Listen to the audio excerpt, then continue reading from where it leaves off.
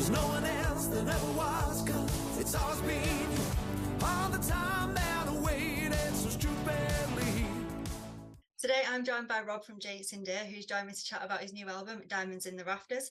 Rob, welcome back to Totally Music. How have you been? Thank you. I've been good. It's good to be back. It's good to have you back. So you've just announced the release of your new album, Diamonds in the Rafters. Would you like to tell us about it? Finally, yeah. It's called Diamonds in the Rafters. It's going to be out on the 20th of June. It's been my life's work for the past 1.5 years. And I thought it'd be a quick process, but it's just kind of blossomed into something huge. So I'm very, very excited about it. I'm excited for it to come out as well. So how did you come up with the name for the album? Oh, okay. I'm gonna have to take you back in time. So most of this album, or the majority of this album, was written in January 2021 in Margate in an Airbnb with Ollie Hayes, and we had I think it was around 10 days, which we wrote most of the album in. And while we were there, we were obviously spending lots of time looking around for inspiration, and the weather outside was beautiful despite it being January. And we looked outside, or Ollie looked outside, and saw reflecting off the rooftops of the houses something kind of shining back. Now, for some reason, we chatted about it, and we were looking over the rafters of the houses, and then saw something shining back at us. What's shiny? A diamond. That's really where it came from. But looking more into that, we kind of thought, do you know what? Actually, it works because the whole point of this album is about living in the now, about living to your full potential, about enjoying life, and actually sometimes diamonds in the rafters, things that are hard to get to, hard to reach, sometimes you miss and don't see, are the best bits. So it kind of works if you look into it a bit more as well. Yeah, I like it. So what's your favourite song on the album and why? This is a difficult one. Do you know what? I like any creative, sometimes I love a certain song, sometimes I hate them all. So you have favourites that come and go, depending on what mood I'm in, really. This album has songs on it they span all different moods. So if I'm in a kind of playful, fun, happy mood, I will like certain songs. But I think the title track, which is called Diamonds in the Rafters, which you won't have heard, I really like that. I'm really proud of that one. It's kind of funny and different for me. It's a different style of music. It's also very personal. It's one of the songs on the album where I kind of hint at bits from my life. And that one, Ollie really pushed me on to make sure that that was the best thing we could do. So Diamonds in the Rafters today is my favourite song. So what are your favourite set of lyrics and why? I do have a favourite set of lyrics, and they're just very silly. And again, I think it's actually on. I think it's actually on that song, "Diamonds in the Rafters." I'm just literally going to look what it is because I don't want to get it wrong. It's so clever that I can't even remember it. So there's a phrase in the song which is, "When life gives you lentils, just order lemonade," which I like because it comes from the lemons phrase. Lentils I thought was a little bit more modern, and order lemonade rather than making lemonade is a lot more modern as well. So I kind of like that phrase, and it gives me the chance to be stupid. If you listen out for it, I actually shout the word lemonade 3 times. So yeah, you'll get that when the album comes out. So what song was the most difficult to write? Hey, that's a hard one. Was it most difficult to write? Maybe again. I know it's a little bit samey, but on one hand, probably that song, "Diamonds in the Rafters." It's very easy for me to write songs about something, or about a story, or about a person, but it's quite hard to write lyrics about myself. So I sat with Ollie and I said, "There's no reason anyone would want to hear about my life because it's just boring and reasonably happy. It's not mind blowing for anyone." And Ollie just said, "Let's just talk through a few things that have happened in your life." And after like 5 minutes, he was like, "Whoa, that's really cool. That's interesting. People would want to hear about that." So that really pushed me to write those lyrics for that one. On a practical level, we were in an Airbnb. We were on a multi-floor kind of house in Margate on the seafront, and I think a lot of the other people that lived in the building weren't Airbnb people. I think they were residents. So you can imagine at like midnight, 1 a.m., 2 a.m., we were like, let's just record this vocal in. And it happened to be on one of the nights I was recording a song called Enough, which is a 80s rock song kind of thing. You might have heard me do it on my live stream at the piano, but it's a big, loud song with a lot of high notes. So practically one of the hardest ones to record was that one because there was a woman banging on the ceiling Oh dear. who actually came round the next day, and totally understandably. But we were like, look, she's banged on the ceiling a few times, but we've nearly got that take, so let's do it one more time. So practically that was the hardest to record. There you go. And did you collaborate with anyone on the album, and if so, who was it? Well, I've kind of alluded to it already, but Ollie Hayes on a lot of the album when we were writing it together. There are one or two songs that we've actually attributed to both of us. So now, the song now, we've released co-released as Ollie Hayes and Chasing Deer, but really majority of the album. And then, no, not in this album project. Majority of it is with Ollie Hayes. There are other songs that have been recorded at the same time with other people, but that's for maybe an upcoming release. Nice. So what memories will you take away from the creation? Oh, lots of memories. It was just great getting away in January for those 10 days or so. We kind of, me and Ollie changed our schedule and our routines to just fit around writing music. And that was one of the best feelings, to not have anything else to worry about.